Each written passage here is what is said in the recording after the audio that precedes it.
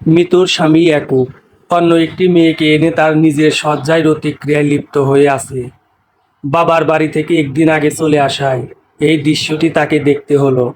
সকালেও বাবা তাকে আরেকটা দিন থেকে যেতে বলেছিল, কিন্তু সেই ইয়াকুবকে চমকে দেবে বলে একদিন আগেই চলে এসেছিল। কিন্তু বাড়ির সামনে আসার পর দেখে ঘরের দরজা হালকা করে ভেরানো। সেই দরজা একটু ফাঁক করতেই ভিতর থেকে সে একটি মেয়ের গুণগানের মৃদু শব্দ শুনতে পেল। শব্দটি অনুসরণ করে সে আস্তে আস্তে পা টিপে টিপে চলে গেল শয়নকক্ষের সামনে। সেখানে সে দেখতে পেল ইয়াকুব অন্য এক মেয়ের সাথে রতিক্রিয়ায় লিপ্ত হয়ে আছে। দৃশ্যটি দেখে বেশ কিছুক্ষণ পাথরের মূর্তি হয়ে দাঁড়িয়ে রইল। তারপর আবার পা টিপে টিপে আবার ঘর থেকে বেরিয়ে এলো। কাউকে কিছু বুঝতে না দিয়ে সে আবার ফেরত চলে আসলো পতেঙ্গায়, তার বাবার বাড়িতে। মেয়েকে আবার ফেরত আসতে দেখে বাবা নাসির আলী জিজ্ঞেস করলেন, কেন পইয়ে দে মা, আই গেউজ দে, কিরে মা, চলে আসলি যে? মিতুস্লান হাসি হেসে বলল, বাবা, ইতে কাম বাদ দি গিয়ে কালুয়া ঘর তাইবু। বাবাও কাজে বাহিরে গিয়েছে, আগামীকাল বাসায় আসবে। মেয়ের মুখ থেকে কিছু বুঝতে পারলেও তিনি আর কিছু বললেন না। মেয়ের হাত থেকে লাগেজটা নিয়ে ভিতরে চলে গেলেন। নিজের কক্ষে ঢুকে মিতু দরজা বন্ধ করে দিল। ধীর পায়ে দক্ষিণের খোলা জানালার সামনে গিয়ে দাঁড়ালো। বসন্তের দক্ষিণা বাতাস তাকে ছুঁয়ে দিল। আনমনা হয়ে সে ভাবতে লাগলো তার জীবনের কথা। 10 বছর আগে এরকমই এক বসন্তর দিনে মারা যায় তার মা। মায়ের মৃত্যুর 1 বছরের মধ্যে বাবা আরেকটি বিয়ে করে। নতুন মা প্রথম প্রথম তাকে অনেক আদর করত, কিন্তু সেই আদর বেশি দিন স্থায়ী হলো না। নতুন মা যেদিন গর্ভবতী হয় সেদিন থেকে সে হয়ে ওঠে নতুন মায়ের চোখের বিষ। এরপর থেকে এই সংসারে সে মেয়ে থেকে পরিণত হয় কাজের মেয়েতে। সে 8 বছর বয়সে মৃত্যু বুঝে যায় তার মুক্তির পর তার নিজেকেই বের করে নিতে হবে, এবং সেই মুক্তি এনে দিতে পারে শিক্ষা। এই বুঝ হবার পর থেকে দুঃখবোধকে একপাশে রেখে সে ঘরের কাজ ও পড়াশোনা দুটি সমান তালে করে যায়। কিন্তু বিপত্তি বাদে মাধ্যমিক পরীক্ষার পর, মাধ্যমিক পরীক্ষায় ভালো ফলাফল করার পর যখন সে প্রস্তুতি নিচ্ছিল কলেজে ভর্তি হবার, ঠিক তখন তার সৎ মা তার বিবাহ ঠিক করে ফেলে। বাবাও এতে কোনো প্রকার বাধা দেননি। ফলাফল অনিচ্ছা সত্ত্বেও তাকে বিবাহ বন্ধনে আবদ্ধ হতে হয়। এরপর নতুন সংসারে সে সব কিছু গুছিয়ে নিয়ে নতুন জীবন শুরু করে। কিন্তু সেই নতুন জীবনও তার জীবনে মুক্তি নিয়ে আসলো না। এখন সে চাইলে বিবাহ বিচ্ছেদ করে ফেলতে পারে, তাতে ভালো কিছু হবে না। বাবার সংসারে এসে আগের চেয়ে আরো খারাপ অবস্থায় পড়বে সে। আবার সে চাইলেই পারে স্বামীর সাথে এ বিষয় নিয়ে কথা বলতে, কিন্তু তাতে সম্পর্কে তিক্ততা চলে আসবে। এক্ষেত্রে স্বামী আরও বেপরোয়া হয়ে যাবে, তাতে স্থিতিশীল যে আবহাওয়া আছে তা নষ্ট হয়ে যাবে। তাহলে সে কি করবে? এই প্রশ্নের উত্তর ভাবতে ভাবতে সে সিদ্ধান্ত নিল এই সংসার সে করবে, তবে পড়ালেখা আবার শুরু করবে। তারপর উচ্চ মাধ্যমিক শেষে নিজের কর্মসংস্থানের ব্যবস্থা করে ইয়াকুবের সাথে বিবাহ বিচ্ছেদ করবে। এরপর শুরু হবে তার নতুন জীবন, যে জীবনের পুরোটাই রচিত হবে তার নিজের তুলির আঁচড়ে। এই সিদ্ধান্ত নিয়ে সে তার কষ্টটাকে চাপা দিয়ে স্বাভাবিক জীবন শুরু করলো। বাবার বাড়িতে একদিন থেকে পরের দিন চলে গেল স্বামীর বাড়িতে। মিতুকে দেখে ইয়াকুব সন্তুষ্টির হাসি হেসে বলল, তুমি যাওয়ার পর ঘরটা কেমন যেন খালি লাগছিল, তুমি এসে ঘরটা পূর্ণ করে দিলে। মিতু ইয়াকুবের দিকে স্মিত হাসি হেসে বলল, বাবা আরও কয়েকটা দিন থেকে যেতে বলেছিলেন, কিন্তু আপনাকে দেখার জন্য ভিতরটা কেমন যেন অস্থির হয়ে উঠছিল, তাই চলে এলাম। এটুকু কথা বলে মিতু চলে গেল শয়নকক্ষে। তারপর নিজের সবকিছু গুছিয়ে রেখে স্নান ঘরে ঢুকে পড়ল। দীর্ঘ 1 ঘন্টা স্নান করে নীল শাড়ি পরে বের হলো। সে বের হলো স্নান ঘর থেকে। ইয়াকুব তখন মোবাইলে কথা বলছিল। হঠাৎ মিতুর উপস্থিতি টের পেয়ে সে কিছুটা হকচকিয়ে গেল। তারপর মিতুর দিকে কোনো প্রকার নজর না দিয়ে ফোনে কথা বলতে লাগলো। মিতু অবচেতন মনে চেয়েছিল ইয়াকুব যেন তার শাড়ি পরা নিয়ে কিছু বলে, কিন্তু ইয়াকুব সেদিকে ঠিকভাবে লক্ষ্যও করলো না। বিষয়টিতে তার ভীষণ মন খারাপ হলো, কিন্তু সে সেই মন খারাপটাকে গোপন করে খুব স্বাভাবিক ভঙ্গিতে স্মিত হাসি হেসে বলল, চা খাবেন? ইয়াকুব বলল, তুমি বানাবে? মিতু মুখে সেই স্মিত হাসি রেখে বলল, গোসল শেষে চা খেলে আরাম লাগে, শরীরটা ঝরঝরা হয়ে যায়। মিতুর কথা শুনে ইয়াকুব বলল, তাহলে দাও। মিতু আর কোনো কথা না বাড়িয়ে চলে গেল রান্নাঘরে। রান্নাঘরে ঢোকার পর তার কান্না পেয়ে গেল। অনেক কষ্টে সে নিজেকে সামলে নিয়ে বোঝালো, লক্ষ্য পৌঁছানোর জন্য আমাকে অভিনয়টা করতেই হবে। কিছু পাওয়ার জন্য কিছু হারাতে তো হয়ই। আর আজ থেকেও ও তোমার কেউ না। ওখানে সব তুমি করবা শুধু নিজের লক্ষ্য পূরণের জন্য। নিজেকে বোঝানো শেষে মিতু কড়া লিকারে চা বানালো। সেই চা দুটি কাপে ঢেলে নিতে নিতে নিজেকে প্রস্তুত করলো তার কলেজে পড়ার কথা ইয়াকুবকে বলার জন্য। তারপর চায়ের কাপ দুটি নিয়ে চলে গেল বারান্দায়। বারান্দায় গিয়ে সে ডাক দিল ইয়াকুবকে। কিছুক্ষণ পর ইয়াকুবও চলে আসলো বারান্দায়। বারান্দায় এসে ইয়াকুব জিজ্ঞেস করলো, কেমন কাটলো তোমার বেড়ানো? মিতু স্মিত হাসি হেসে বলল, ভালো। তারপর দুজনে নিঃশব্দে চা খেতে থাকলো। বেশ কিছুক্ষণ এভাবে নিঃশব্দে কাটানোর পর মিতু নিজ থেকেই বলল, আপনার কাছে আমার একটা আবদার আছে। ইয়াকুব খানিকটা বিস্মিত হয়ে বলল, কি? মিতু একটু থেমে কথা গুছিয়ে নিয়ে বলল, বাবার বাড়িতে যাবার পর দেখলাম আমার সব বান্ধবীরা পড়াশোনা করে, শুধু আমিই করি না। তার উপর আপনি এত বড় একজন ব্যবসায়ী, আপনার স্ত্রী হয়ে আমি এসএসসি পাস। বিষয়টা আমার জন্য যতটা অপমানজনক, আপনার জন্য ঠিক ততটাই অপমানজনক। তাই আমি আবার পড়াশোনা করতে চাই। এতে করে আমি সারাদিনে কিছু একটাতে নিজেকে ব্যস্তও রাখতে পারবো। এর ফলে আমার মনও আগের থেকে ভালো থাকবে। মিতুর কথা শুনে ইয়াকুব অবাক হলো খুব। অপ্রস্তুত অবস্থায় সে এইসব যুক্তির বিপরীতে কোনো যুক্তি দিতে না পেরে বলল, আচ্ছা ঠিক আছে, তবে ঘরের কাজে যেন কোনো ব্যাঘাত না ঘটে। মিতু হেসে বলল, আপনার কি মনে হয় আমি এই সংসারকে উচ্ছন্ন দিয়ে অন্য কিছু করব? মিতুর কথাটি শুনে ইয়াকুব হাসি মুখে বলল, না, তা তুমি কখনোই করবে না জানি। মিতু এ কথায় সন্তুষ্ট হয়ে বলল, আমি তো ভর্তি বিষয়ে ধারণা রাখি না, আপনি একটু দেখে ব্যবস্থা করে দিয়েন। তারপর আনন্দের বহিঃপ্রকাশ হিসেবে ভালোবাসার অভিনয়টাকে আরও বাস্তবসম্মত করতে অনিচ্ছা সত্ত্বেও ইয়াকুবের ঠোঁটে চুম্বন এঁকে দিল। এরপর চায়ের কাপ দুটি নিয়ে চলে গেল রান্নাঘরে। রান্নাঘরে এসে মিতুর নিজের উপর ঘেন্না এসে গেল। ভালোবাসা ছাড়া এই প্রথম সে কাউকে অনিচ্ছা সত্ত্বেও চুম্বন করেছে। এটা মনে করতেই তার মনে পড়ল, রাতে আবার এই মানুষটার সাথে অনিচ্ছা সত্ত্বেও মিলিত হতে হবে। কথাটি মাথায় আসতেই তার গা গলাতে লাগলো। তখন সে নিজেকে বোঝাতে লাগলো, আজকের এই কাজকর্ম কখনোই তার জীবনে চিরস্থায়ী দাগ ফেলবে না, বরং এই কাজকর্মের কারণে সে তার লক্ষ্যে পৌঁছাতে পারবে। দৌড় প্রতিযোগিতায় লক্ষ্যে পৌঁছানোর জন্য দৌড়াতে হয়। সেই দৌড়াতে গিয়ে কতটা অঘটন ঘটে যায়, তারপরেও লক্ষ্যে পৌঁছাতে হয়। লক্ষ্যে পৌঁছে গেলে এই অঘটনগুলো মুছে যায়। কিন্তু লক্ষ্যে যদি পৌঁছানো না যায়, তবে যতই পরিচ্ছন্নতা মেনে চলা হোক না কেন, তা মূল্যহীন হয়ে পড়ে। ঠিক তেমনি জীবনের চলার পথে অনেক সময় অনেক কিছু করতে হয়। সেই সব কিছু নির্দিষ্ট গন্তব্যে পৌঁছে যাওয়ার পর মুছে ফেলে নতুন করে শুরু করা যায়। কিন্তু গন্তব্যে যদি পৌঁছানোই না যায়, তবে লাভ কি? আর এই শরীরটা জীবনের সব কিছু না। শরীরকে পবিত্র রাখার জন্য নিজেকে ধ্বংস করে দেওয়ার কোনো মানেই হয় না। এক্ষেত্রে সবসময় মনে রাখা উচিত, জীবনের জন্য শরীর, শরীরের জন্য জীবন না। তাই লক্ষ্যে পৌঁছানোর জন্য যা করার দরকার সব তাকে করতে হবে। একবার লক্ষ্যে পৌঁছে গেলে নতুন করে সব কিছু শুরু করা যাবে। নিজেকে বোঝানো শেষে সে চায়ের কাপ দুটি ধুয়ে নিল। তারপর একটি দীর্ঘ শ্বাস নিয়ে নিজেকে বলল, আজ থেকে তোমার যুদ্ধ শুরু হলো। এই যুদ্ধে জেতার জন্য তোমার যা কিছু করার করবে। একবার যুদ্ধে জয়ী হয়ে গেলে তুমি তোমার নতুন জীবন ফিরে পাবে। নিজেকে কথাগুলি বলে মিতু শয়নকক্ষের দিকে হাঁটা শুরু করলেও আসলে সে হাঁটা শুরু করলো তার নতুন জীবন পাবার যুদ্ধের ময়দানের দিকে। জীবনে অনেক সময় পরিস্থিতির সাথে আপোষ করে মানিয়ে নিতে হয়, সেটা যতই নীতিবিরোধী হোক না কেন।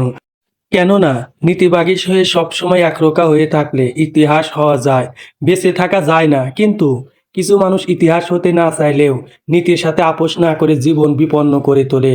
অনেক সময় নীতির জন্য তারা জীবনটাকে বিসর্জন দিতেও দ্বিধাবোধ করে না, অথচ তারা ভুলে যায় জীবনের জন্য নীতি, নীতির জন্য জীবন না। কথাগুলো ভাবতে ভাবতে মিতু কাছে এলো ইয়াকুবের। আগের দিনগুলোর মতোই ওর গা ঘেঁষে শুয়ে টিভি দেখতে লাগলো আর টুকটাক কথা বলতে লাগলো। এভাবেই অনেকক্ষণ সময় পার করার পর ও উঠে চলে গেল রান্নাঘরে। তারপর রাতের খাবার গরম করে টেবিলে সাজিয়ে ডাক দিল ইয়াকুবকে। ইয়াকুব আসার পর ওর প্লেটে খাবার তুলে দিয়ে একসাথে গল্প করতে করতে তারা খেয়ে নিল রাতের খাবার। খাওয়া শেষে আর এটো থালো বাসন নিয়ে মিতু চলে গেল রান্নাঘরে, আর ইয়াকুব চলে গেল শয়নকক্ষে। মিতু একা একা সব থালা বাসন ধুতে ধুতে নিজেকে বোঝাতে লাগলো। এরপর ধোয়া শেষে সেও চলে আসলো শয়নকক্ষে। শয়নকক্ষে শয্যার এই সময়টি মিতুর জন্য সবচেয়ে অস্বস্তিকর সময়। কেননা একটু পর তাকে অনিচ্ছা সত্ত্বেও মিলিত হতে হবে তার স্বামী ইয়াকুবের সাথে। আর সে নিজের এত বছরের জীবনে এই কাজটি করেনি। সময় রাত 11টা। ধীরে ধীরে ইয়াকুব কাছে এলো মিতুর। তারপর দু হাত দিয়ে মিতুকে আরো কাছে টেনে নিয়ে আসলো। আর সাথে সাথে মিতুর সমস্ত শরীর কেমন যেন শীতল হয়ে গেল।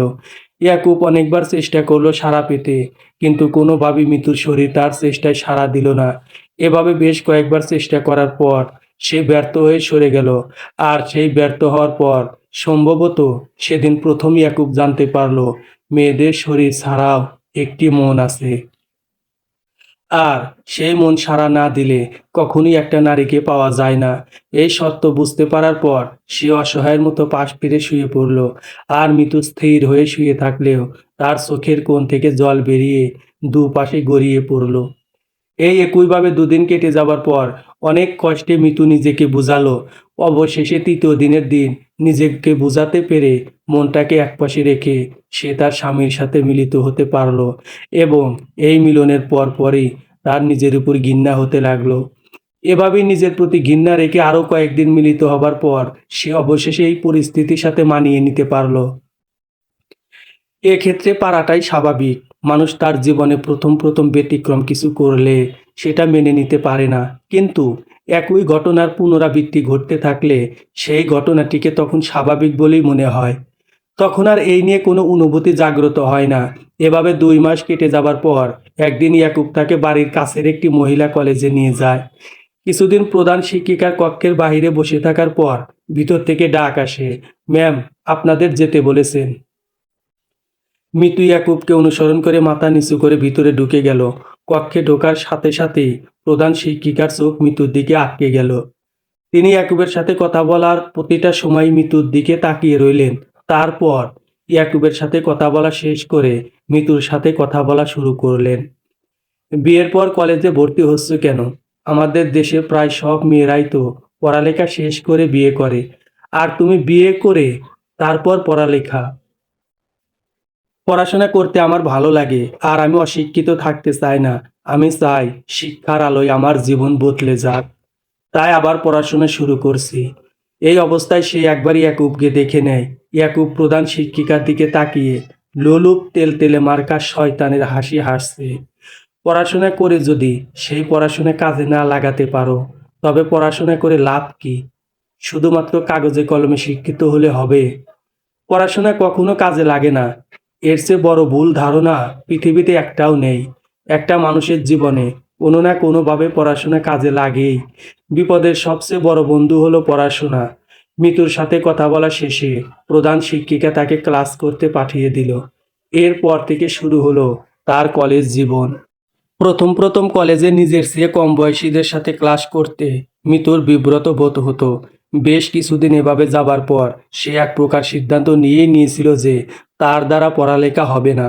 কিন্তু সেই সিদ্ধান্ত বেশিক্ষণ স্থায়ী হয়নি। বিকালে ইয়াকুব ঘরে ফেরার পর ওর ওই তেলতেলে চোরের মতো মুখ দেখে মিতুর মনে পড়ল সেদিনের কথা। সাথে সাথে সে তার আগের সিদ্ধান্তে স্থির হলো। এরপর নিজের চেষ্টায় সে কলেজের সবার সাথে মেশার চেষ্টা করে। এক্ষেত্রে তার সহপাঠীরা এতটাই আন্তরিকতা দেখায় যে তার বিব্রত বোধটা কেটে যায় এবং মিতুও পুরোদমে পড়াশোনা শুরু করে। এভাবেই কলেজ, ঘরের কাজ, পড়া ও স্বামীর মনোরঞ্জন করতে করতে কেটে যাচ্ছিল মিতুর সময়। কিন্তু জীবন তো এরকম সহজ পথে চলতে পারে না। সেখানে কিছুটা বিপত্তি তো ঘটবেই। হয়তো সে কারণেই মহিলা কলেজের এত মেয়ে থাকতে কলেজের গেটে দাঁড়িয়ে থাকা বখাটেদের নেতার চোখ পড়ে যায় মিতুর উপর। সে তার দলবল নিয়ে আসতে যেতে মিতুকে জ্বালাতন করা শুরু করলো। এই জ্বালাতনের বিষয়টা আসা যাওয়া পর্যন্ত সীমাবদ্ধ থাকলে হয়তো কোনো ঝামেলাই হতো না। কিন্তু এই বকে যাওয়া সন্তানেরা প্রেমিক হলে হয়ে ওঠে দুঃসাহসী। তখন তারা প্রেমের জন্য যে কোনো কিছু করতে পারে। আবার প্রেম না পেলে হয়ে ওঠে হিংস্র। তখন তারা প্রতিশোধের জন্য অথবা অন্য উপায়ে প্রেম পাওয়ার জন্য শারীরিক শক্তি প্রয়োগ করা শুরু করে। মিতুর কলেজের এই বখাটেদের দাঁড়িয়ে থাকা প্রথম সপ্তাহে কলেজ গেটে দাঁড়ানো পর্যন্ত সীমাবদ্ধ থাকলেও এরপর থেকে তারা তাকে অনুসরণ করতে করতে বাসার সামনে চলে আসে। মিতু তাদের এই বাসার সামনে চলে আসার বিষয়টি নিয়ে খুব বেশি চিন্তিত হয়ে পড়ে। কেননা বিষয়টি ইয়াকুব তাকেই দোষারোপ করা শুরু করবে এবং এর জন্য সে তার পড়ালেখা বন্ধ করে দিতেও দ্বিধাবোধ করবে না। তাই সে সিদ্ধান্ত নিল ওদের সাথে কথা বলবে। সিদ্ধান্ত অনুযায়ী পরের দিন সে ওদের নেতাকে ডাক দিল। আপনি হয়তো আমাকে পছন্দ করেন। আপনার সেই পছন্দের কারণে অনিচ্ছা সত্ত্বেও আমি একটি অধিকার বোধ পাই, তাই না? হ্যাঁ, সেই অধিকার বোধ থেকে একটা অনুরোধ করতে চাই, রাখবেন? তোমার জন্য সবটাই করতে পারি। তোমার যা ইচ্ছা অনুরোধ করো। আমাকে আর বিরক্ত করিয়েন না, প্লিজ। অনেক কষ্টে আমি পড়াশোনা শুরু করতে পেরেছি। আপনি যদি আমাকে এভাবে বিরক্ত করেন, তবে আমার স্বামী আমার পড়াশোনা বন্ধ করে দেবে। আচ্ছা, ওর সাথে কথা বলে মিতু ভেবেছিল এতে হয়তো তার সমস্যার সমাধান হয়ে যাবে। কিন্তু সে বুঝতেই পারল না এটিই ছিল তার নেওয়া সবচেয়ে বড় ভুল সিদ্ধান্ত। সেদিন কলেজ থেকে ফেরার পথে বখাটেদের দলটিকে দাঁড়িয়ে থাকতে দেখতে না পেয়ে খুশি মনে ফিরে আসলো মিতু। মনে মনে নিজেকে বলল, মানুষ এতটা খারাপ না যতটা সে দেখায়। তারপর ফুরফুরে মনি প্রতিদিনের মতো কাজ করা শুরু করলো। সময় বিকাল ৩টা। কে যেন ঘরের দরজায় কড়া নাড়লো। মিতু ঘড়ির দিকে তাকিয়ে চিন্তা করতে লাগলো, ইয়াকুবের আরও ২ ঘন্টা পর আসার কথা। তাহলে কে আসলো? এই কথা ভাবতে ভাবতে সে অল্প করে দরজাটা খুলে বাহিরে উকি দিল। সাথে সাথে ৪-৫ জন মুখোশধারী জোরে ধাক্কা দিয়ে দরজা পুরোপুরি খুলে দিয়ে হুড়মুড় করে ঘরে ঢুকে পড়ল। মিতু ধাক্কার এই আকস্মিকতায় ব্যথা সামলিয়ে যেই চিৎকার দিতে যাবে, তার আগেই একজন গলায় ছুরি ধরে বলল, চিৎকার করবি তো তুই শেষ। আর সাথে সাথে আর একজন দরজা ভিতর থেকে বন্ধ করে দিল। তারপর তারা ওর মুখ বেঁধে দিয়ে জোর করে ভিতরের কক্ষে নিয়ে গেল। তারপরে ১ ঘন্টা সময় নিয়ে জানোয়ারের মতো নিতুর শরীরকে ছিঁড়ে খেয়ে চলে গেল তারা। আর ছিন্ন ভিন্ন কাপড়ে মেঝেতে পড়ে রইল মিতু। এই অবস্থায় কোনোভাবে উঠে গিয়ে সে খোলা দরজাটা বন্ধ করে দিবে, সেই শক্তিটুকু মিতুর অবশিষ্ট ছিল না। ২-৩ বার ব্যর্থ চেষ্টা করে যখন সে উঠতে পারল না, তখন সে চোখ বন্ধ করে কাঁদতে লাগলো। বারবার তার মনে হতে লাগলো, যেই মুক্তির জন্য সে সব করছিল, সেই মুক্তির পথ আজ ইয়াকুব এসে বন্ধ করে দেবে। শুরু হবে তার নতুন নরক যন্ত্রণার জীবন। তাহলে কি সে এত কিছু সহ্য করেছিল এই নতুন নরক জীবনের জন্য? বাহিরের দরজাটা খোলা, ঘড়ির কাঁটায় আরো ১ ঘন্টার সময় বাকি আছে ইয়াকুবের আসতে। সেদিকে তাকিয়ে মিতু ভাবতে লাগলো, আর ১ ঘন্টা পরেই জানা যাবে তার নতুন জীবন কোন দিকে মোড় নেবে। এখন শুধু আর ১ ঘন্টা অতিক্রান্ত হবার অপেক্ষা। জন্ম দেওয়ার পাশাপাশি জৈবিক চাহিদা পূরণের জন্য মানুষ যৌন সঙ্গম করে এবং এই যৌন সঙ্গম মানুষকে আনন্দ দান করে। কিন্তু জোরপূর্বক অন্যের অমতে যখন যৌন সঙ্গম হয়, তখন এক পক্ষ কখনোই সুখ পায় না। অসহায়ত্ব আর বেদনায় সে কাতরাতে থাকে। আর এই অসহায়ত্ব কাতরতা দেখে অপরজন স্বর্গ সুখ লাভ করে। এ কেমন মনুষ্যত্ব! এ কেমন সুখ! অন্যকে আঘাত করে সুখ অর্জন কি মানুষের কাজ নাকি পশুর কাজ? আচ্ছা, পশুও তো প্রয়োজন ছাড়া কাউকে আঘাত করে না। তাহলে এই মানুষগুলো কি মানুষ? তাকে কি পশু বলা যাবে? না, কি অন্য কিছু? ঘড়ির কাঁটার দিকে মুখ করে এসব কথা ভাবতে ভাবতে ১ ঘন্টা অতিবাহিত হয়ে গেল। এর মধ্যে বেশ কবার ওঠার চেষ্টা করলেও শরীরের প্রচণ্ড ব্যথার সাথে না পেরে শেষমেশ নিজের পরাজয় মেনে নিল মিতু।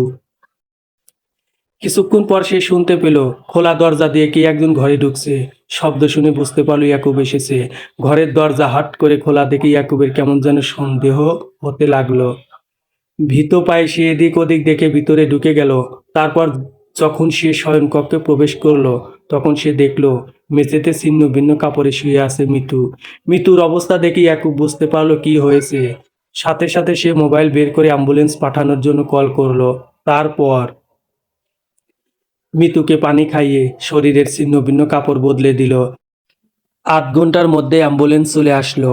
হাসপাতালে নিয়ে শরীরের ব্যথা পেয়েছে বলে ধর্ষিত হবার বিষয়টি এড়িয়ে যেতে চেয়েছিল ইয়াকুব। কিন্তু ডাক্তার মিতুর অবস্থা দেখেই বুঝতে পেরে যায় তার সাথে কি হয়েছিল। ফলাফল বাধ্য হয়ে পুলিশকে জানাতে হয়। পুলিশ হাসপাতালে এসে ইয়াকুবের জবানবন্দি নেয় আর মিতুর চিকিৎসা শুরু করার অনুমতি দেয়। ১ সপ্তাহ চিকিৎসা ও পুরোপুরি বিশ্রামে থাকার পর মিতুর শারীরিক অবস্থার উন্নতি ঘটে। এই খবর শুনে পুলিশ তার কাছ থেকে ঘটনার বিস্তারিত বিবরণ শুনতে চলে আসে। পৃথিবীর অন্যান্য দেশে কেমন জানি না, তবে আমাদের এই বঙ্গদেশে ধর্ষণ খুবই রোমাঞ্চকর একটা ব্যাপার। পুলিশ থেকে শুরু করে প্রায় প্রতিটা মানুষই ধর্ষণের সম্পর্কে খুঁটিয়ে খুঁটিয়ে বিস্তারিত জানতে শুরু করে, আর ভিতরে ভিতরে এক গোপন শিহরণ অনুভব করে। আর এর ফলাফল ধর্ষিতা শারীরিকভাবে ধর্ষিত হয় একবার, আর মানসিকভাবে ধর্ষিত হয় বারবার। পুলিশ মিতুর কাছে ঘটনার বিবরণ জানতে গিয়ে বারবার কুরুচিপূর্ণ কথাবার্তা বলা শুরু করে। বিষয়টি বেশিক্ষণ মিতু নিতে পারেনি, তাই সে সরাসরি চেঁচিয়ে বলে উঠল, এভাবে ইনিয়ে বিনিয়ে জেনে কল্পনায় ধর্ষণ করার চেয়ে বরং সামনাসামনি আপনি আমাকে ধর্ষণ করুন। কথাটা মিতু এতটাই জোরে চিৎকার করে বলেছিল যে আশেপাশের সব ডাক্তার ও নার্স মিতুর কেবিনে চলে আসলো। ফলাফল, পুলিশটি অপ্রস্তুত অবস্থায় পড়ে গিয়ে বলল, কেসের জন্য অনেক কিছু অনিচ্ছা সত্ত্বেও জিজ্ঞেস করতে হয়। তা নিয়ে রাগ করো না মা, আমায় ক্ষমা করো। এই বলে সে উঠে চলে আসলো। মিতুর শারীরিক অবস্থার উন্নতি যতটা তাড়াতাড়ি হচ্ছিল, ততটাই তাড়াতাড়ি ফাইলে বন্দি হয়ে যাচ্ছিল মিতুর কেসটি। এদিকে ইয়াকুব চায় না সে কেসটি চালাক।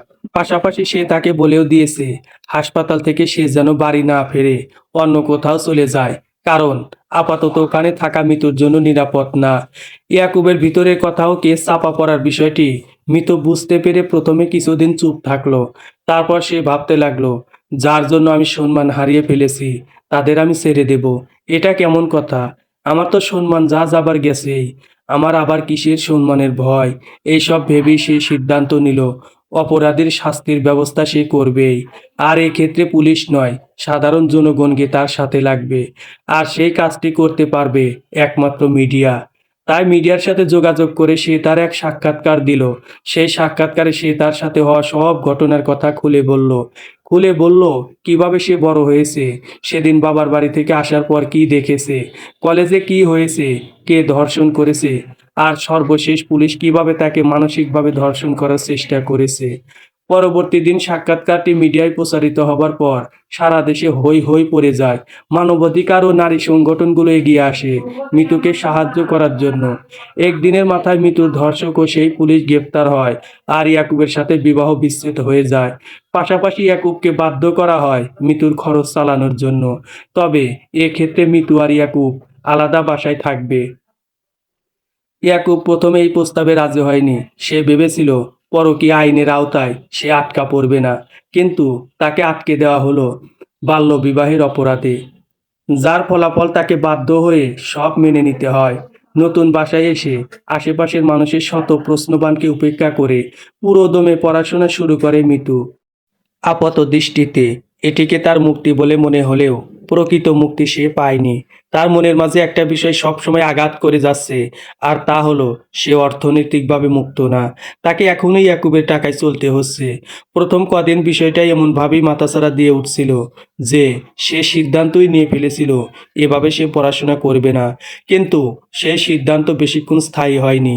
নিশুতি রাতের অন্ধকারে পশ্চিমের খোলা জানালায় মুখ রেখে সে যখন দেখছিল নাগরিক ব্যস্ততার ঝিম মেরে যাওয়া, তখন তার মনে কিছু কথা মাথায় চলে আসে। প্রকৃতির নিয়ম অনুসারে বাঘ হরিণকে খায়। এই খাবার বাঘের জন্য আশীর্বাদ হলেও হরিণের জন্য তা অভিশাপ।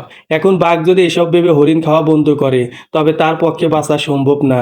ঠিক তেমনি নীতি মেনে চলে যদি মিতু বাঁচতে চায়, তবে এই সমাজ তাকে বাঁচতে দেবে না। আর সে যখন নীতি মেনে বেঁচেছিল, তখন ঠিকই একক তার সুযোগ নিয়েছে, তার জীবনটাকে করে তুলেছে জাহান্নাম।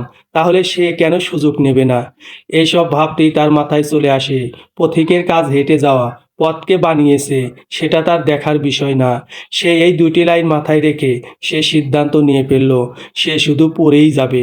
এটাই তার একমাত্র কাজ। কে কাকে খেতে দিচ্ছে, পড়তে দিচ্ছে, এটা তার দেখার বিষয় না। আর এসব করে সে যখন লক্ষ্যে পৌঁছে যাবে, তখন সে তার কাঙ্ক্ষিত অর্থনৈতিক মুক্তি পেয়ে যাবে। কথাগুলো মাথায় রেখে সে সেদিনের মতো শুয়ে পড়ল।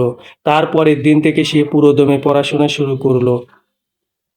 এভাবে কলেজ ও পড়াশোনার মাঝে কেটে গেল ১.৫ বছর। আর ৩ দিন পরে তার টেস্ট পরীক্ষা। সব মিলিয়ে সে টেস্টের জন্য না, একেবারে উচ্চ মাধ্যমিক পরীক্ষার জন্য প্রস্তুত। সেদিন বিকেলে পড়াশোনা শেষ করে এক কাপ চা নিয়ে মিতু চলে গেল ছাদে। অনেকদিন তার সূর্য অস্ত দেখা হয় না।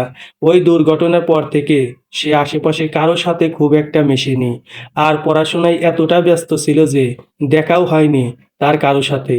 তাই একাকী ছাদের এক কোণে দাঁড়িয়ে সে আকাশ দেখছিল। হঠাৎ রাস্তার একপাশে একটি ছেলেকে দাঁড়িয়ে থাকতে দেখলো। সে ছেলেটির দিকে চোখ ফেরাতে ছেলেটি স্মিত হাসি হাসলো। দৃশ্যটি দেখতেই মিতু আর ছাদে দাঁড়ালো না। চা নিয়ে সোজা চলে আসলো ঘরের ভিতরে। ঘরে ঢুকে সে দরজা বন্ধ করে দিয়ে জানালাটাও বন্ধ করে দিল। এভাবে প্রায় 2 ঘন্টা বন্দি থেকে সে জানালা দিয়ে উঁকি মারলো। দেখলো ছেলেটি নেই। তারপর নিজেকে মনে মনে তিরস্কার করে আবার জানালাটা খুলে দিল। সাথে সাথে পশ্চিমের ঠান্ডা বাতাস তার সমস্ত শরীর ছুঁয়ে দিল। সেই ছোঁয়াতে তার মন আনমনে হয়ে গেল। বেশ কিছুক্ষণ এভাবে থেকে সে নিজের ছেলে মানুষিতে নিজেই হাসলো। তারপর নিজেকে বোঝালো হয়তো ছেলেটা অন্য কোনো কাজে দাঁড়িয়েছিল। হঠাৎ চোখে চোখ পড়ায় ভদ্রতার খাতিরে সে হেসেছিল। তাই নিয়ে এত ভয় পাওয়ার কোনো মানেই হয় না। তারপর সে পড়তে বসে গেল। তারপর সে এই বিষয়টি নিয়ে আর না ভেবে আবার পুরোদমে পড়াশোনা শুরু করলো। 3 দিন পর শুরু হয়ে গেল তার টেস্ট পরীক্ষা। 20 দিন ধরে চলল তার এই পরীক্ষা। এই পুরো পরীক্ষার সময় মিতু কলেজ আর পড়াশোনা ছাড়া আর অন্য কিছুতে সময়ই দিল না। মাঝে মাঝে এমনও হতো পড়তে পড়তে সে দুপুরের খাবার রান্না করতেও ভুলে যেত। তারপর যখন ক্ষুধা লাগতো তখন মনে পড়তো সে দুপুরে রান্না করেনি। এভাবেই পড়াশোনা ও পরীক্ষার মাঝে কেটে গেল 20টি দিন। পরীক্ষা শেষ করে মিতু হাঁফ ছেড়ে বাঁচলো। আজ সে বিশ্রাম নেবে। অনেকদিন পর পড়াশোনা থেকে মুক্তি পাওয়ায় তার ছুটি ছুটি অনুভব হলো। সে এই মুক্তির পূর্ণ স্বাদ পেতে ভালো মন্দ কিছু রান্না করবে বলে সিদ্ধান্ত নিল। সিদ্ধান্ত বাজার থেকে চিংড়ি, গোমাংস, ডিম ও পোলাওর চাল নিয়ে আসলো। তারপর চিংড়ি, গোমাংস ও ডিম ভুনা করে পোলাও রান্না করলো। রান্না শেষে খাবার ঢেকে রেখে সে চলে গেল স্নান ঘরে। দীর্ঘ 1 ঘন্টা আরাম করে স্নান করে সে গায়ে তোয়ালে জড়িয়ে শয়নকক্ষে চলে আসলো।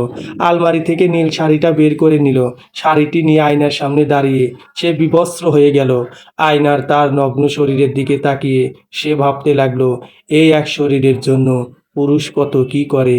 তারা বলে এই শরীরটাতেই নারীর সম্মান, কিন্তু নারীর সম্মান কি তার শরীরে? সেই মুহূর্তে সে সিদ্ধান্ত নিল শরীরের সম্মান তার নেই। সে তার কর্মের দ্বারা সবার কাছে জানান দেবে নারীও মানুষ, আর মানুষের সম্মান শরীরে থাকে না, থাকে কর্মে। তারপর আটপৌরে শাড়িটি পরে চুলগুলো মাঝখানে সিথি করে নিজেকে অনেকক্ষণ দেখলো। হঠাৎ আজ তার বঙ্গনারী হয়ে খুব সাজতে মন চাচ্ছে, কিন্তু সে কার জন্য সাজবে? ঠিক তখনই সে নিজেকে বলল, কারো জন্য কেন সাজবো, আমি আমার নিজের জন্যই সাজবো। নিজেকে কথাগুলি বলে সে কপালে বড় নীল টিপটি পরল। এরপর 2 হাত ভর্তি করে কাছের নীল চুড়িগুলো পরে নিল। এই অবস্থায় নিজেকে নিজে দেখে টিপ্পনি কাটলো, তোমাকে দেখতে যা লাগছে না, তোমার পিছনে ঘুরবে না তো কার পিছনে ঘুরবে। এই বলে সে নিজে নিজে হাসতে হাসতে চলে গেল রান্নাঘরে। সেখান থেকে খাবার এনে নিজেই নিজেকে অতিথির মতো খাবার পরিবেশন করে খেয়ে নিল। তারপর পশ্চিমের জানালার কাছে ইজি চেয়ারটাতে জয় গোস্বামীর কবিতার বই নিয়ে বসে পড়ল। পশ্চিমের স্নিগ্ধ বাতাসের সাথে জয় গোস্বামীর কবিতা তার মনে এনে দিল শান্তি। এভাবেই দুপুরটি পার করার পর সে অনেকদিন পর আবার চা বানিয়ে উঠে গেল ছাদে। চা খেতে খেতে পশ্চিমের সেই দিকে বারবার তার চোখ যাচ্ছিল, কিন্তু সেখানে কেউ নেই। কেউ না থাকায় সে মনে মনে খুশি হচ্ছিল। আর আপন মনে আকাশ দেখতে দেখতে পশ্চিমের নিচের দিকটাতে তাকাতেই সে দেখল ওই লোকটি তার দিকে হাত নাড়ছে। দৃশ্যটি দেখে মিতু ছাদ থেকে নেমে ঘরে চলে আসলো। সেদিনের মতো দরজা জানালা বন্ধ করে বসে রইল ঘরের এক কোণে।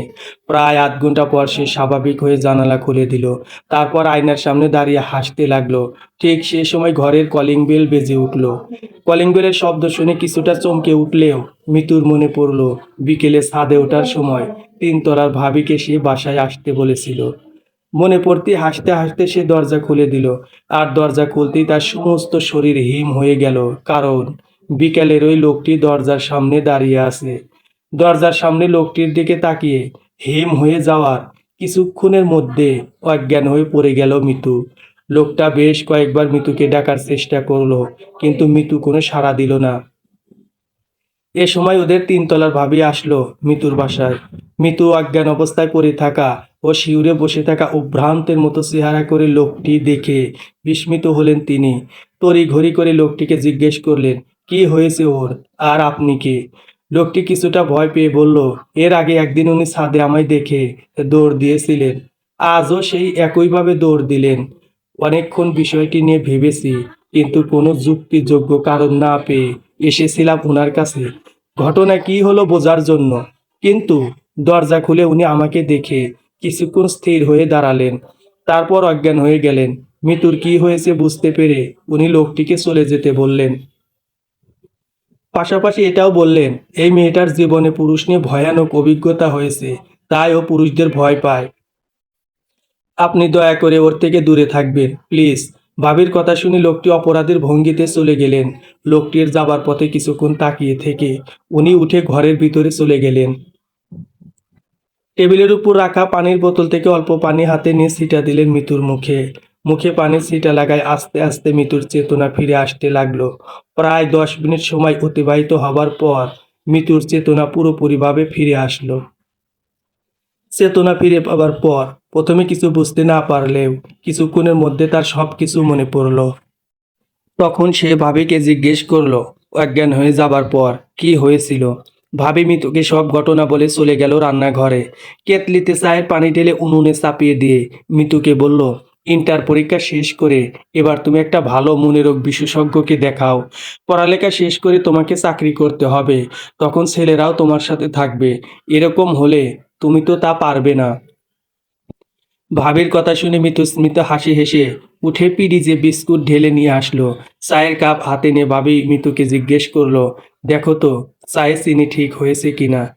মিতু এক চুমুক দিয়ে বলল, ভাবি হয়েছে। এরপর সংসার জীবনের কথা বলতে বলতে তারা 2 ঘন্টা পার করে দিল। গল্প করা শেষে ভাবি চলে গেলেন বাসায়, আর মিতু রাতের খাবার গরম করে নিল। তারপর রাতের খাবার খেয়ে সবকিছু ধুয়ে মুছে উঠিয়ে রেখে বসে গেল সুনীল গঙ্গোপাধ্যায়ের কবিতা নিয়ে। প্রায় 1 ঘন্টা সুনীলের নীড়ার মাঝে নিজেকে কল্পনা করতে করতে একসময় ঘুমিয়ে পড়ল সে। পরদিন ঘুম থেকে উঠে সে নিজের স্বাভাবিক জীবনে ফিরে এলো। কলেজ, পড়ালেখা, খাওয়া, ঘুম, এভাবেই কেটে গেল তার 3টি মাস। তারপর সেই বহুল কাঙ্ক্ষিত উচ্চ মাধ্যমিক পরীক্ষা, নাওয়া খাওয়া সব ভুলে গিয়ে 1 মাস বই আর পরীক্ষার মাঝে ডুবে গেল সে।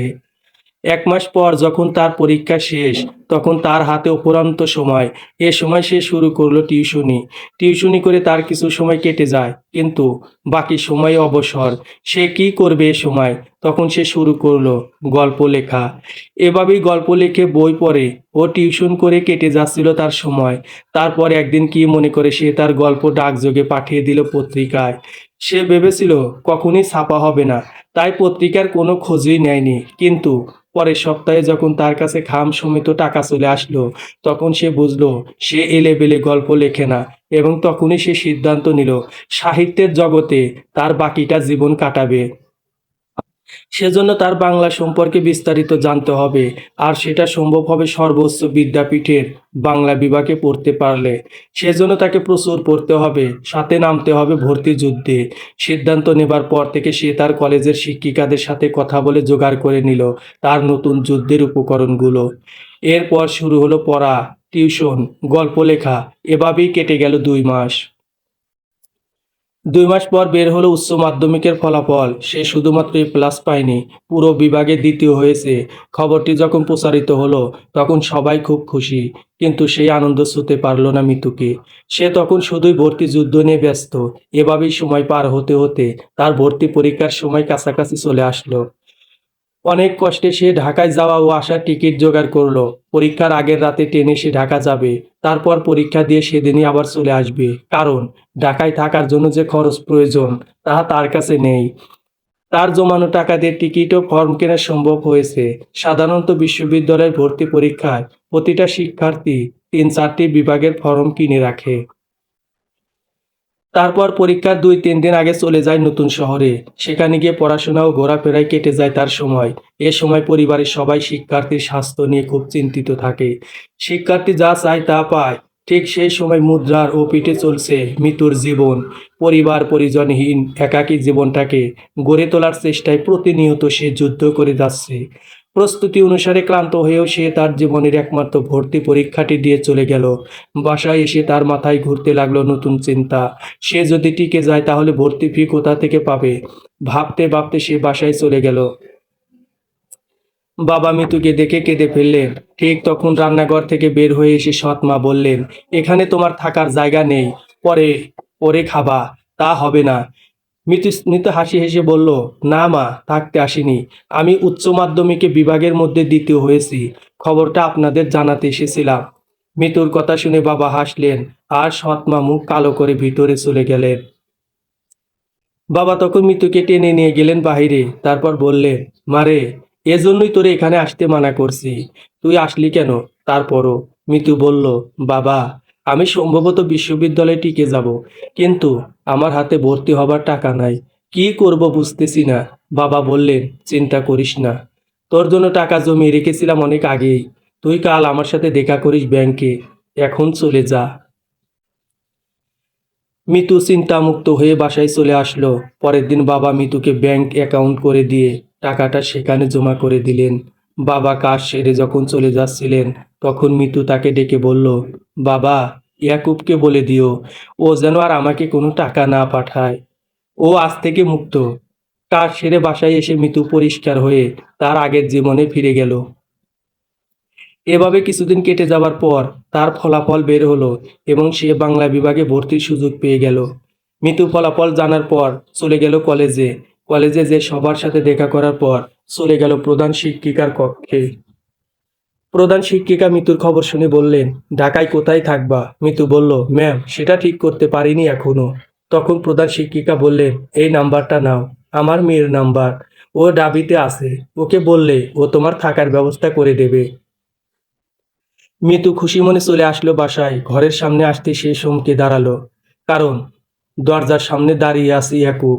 ইয়াকুব মিতুকে দেখে বলল, তুমি যাবার আগে শেষ হিসেবটুকু মিটিয়ে দিতে চায়। আমাকে তোমার ঘরে ঢুকতে দেবে না? মিতু চুপচাপ দরজা খুলে ঘরের ভিতরে ঢুকে গেল। তার সাথে ঢুকে গেল ইয়াকুব। অস্বস্তিকর এক অবস্থায় পড়ে মিতু ইয়াকুবকে ভিতরে বসিয়ে রেখে চলে গেল রান্নাঘরে। তারপর চা বানিয়ে এনে সামনে বসলো ইয়াকুবের। ইয়াকুব কিছুক্ষণ চুপ থেকে চায়ে চুমুক দিয়ে বলল, আমি ভুল করেছিলাম, তার জন্য কত কিছু হয়ে গেল। আমি পরকীয়ায় শাস্তি পেয়েছি, কিন্তু তোমার সাজানো গোছানো জীবনকে তছনছ করে দেওয়ার শাস্তি আমি পাইনি। তুমি কি সেই অপরাধের প্রায়শ্চিত্ত করতে দেবে? মিতু একটু চুপ থেকে বলল, কি প্রায়শ্চিত্ত করতে চাও?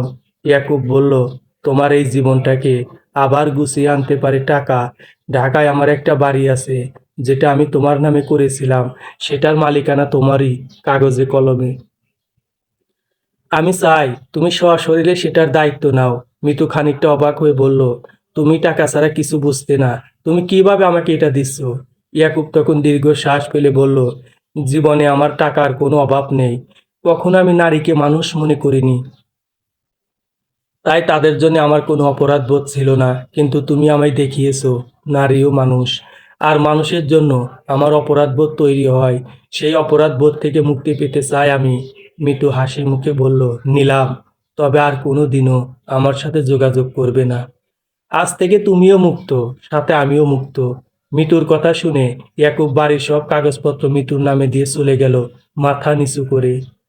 মিতু দরজা বন্ধ করে চলে গেল পশ্চিমের জানালায়। তার মনে হলো, কাজটা কি ঠিক হলো? তার কি নেওয়া উচিত হলো? তখনই তার মনে পড়ল, পথিকের কাজ হেঁটে যাওয়া। পথ কে বানিয়েছে? দেখা নয়। আর আজ ইয়াকুবকে মুক্তি না দিলে সে বারবার এসে ওকে অতীত মনে করিয়ে দিত, আর তখন অতীত বর্তমানের অনেক কাজ থামিয়ে দিত। তাই কাজটা করাই যুক্তিযোগ্য হয়েছে। এরপর সে তার এতদিনের ঘরের প্রয়োজনীয় জিনিসগুলো গুছিয়ে নিয়ে একদম রাতের অন্ধকারে বের হয়ে গেল ঘর থেকে। যাবার সময় দরজার সামনে লিখে রেখে গেল, কোনো দাবি না রেখেই চলে যাচ্ছি, সবাই ভালো থাকবেন। সকালে এসে যখন বাড়িওয়ালা বিষয়টি দেখবেন, তার হয়তো খটকা লাগবে। পরে তার মনে পড়বে, কিছুদিন আগে মিতু তাকে তার বাড়ি ভাড়ার টাকা গচ্ছিত রেখে গেছে। সময় রাত 12টা। আন্তর্জাতিক সময় অনুসারে নতুন দিনের সূচনা হলো, আর সাথে সাথে বাস ছেড়ে দিল। বাস যত সামনে যাচ্ছে, চিরপরিচিত শহরটি তত পিছনে যাচ্ছে, আর সাথে পিছনে পড়ে যাচ্ছে অতীত। সকালবেলা নতুন শহরে নতুন যুদ্ধ নিয়ে শুরু হবে তার জীবন, যেখানে থাকবে না তার কোনো অতীত। নতুন জীবনের সূচনা লগ্নে তাই পুরনো শহরের দিকে চোখ বুলিয়ে মিতু মনে মনে বলল, ভালো থেকো অতীত, তোমাকে আমি বদলাতে পারবো না, কিন্তু আমি আমার ভবিষ্যৎকে বদলাতে পারি। তাই তোমাকে নিয়ে আমি অভিযোগ না করে এগিয়ে যাচ্ছি নতুন জীবনে। আর সেজন্যই আজ থেকে তোমার সাথে আমার আর কোনো সম্পর্ক নেই। গল্পটি কেমন হয়েছে জানাবেন। সমাপ্ত। ধন্যবাদ সবাইকে।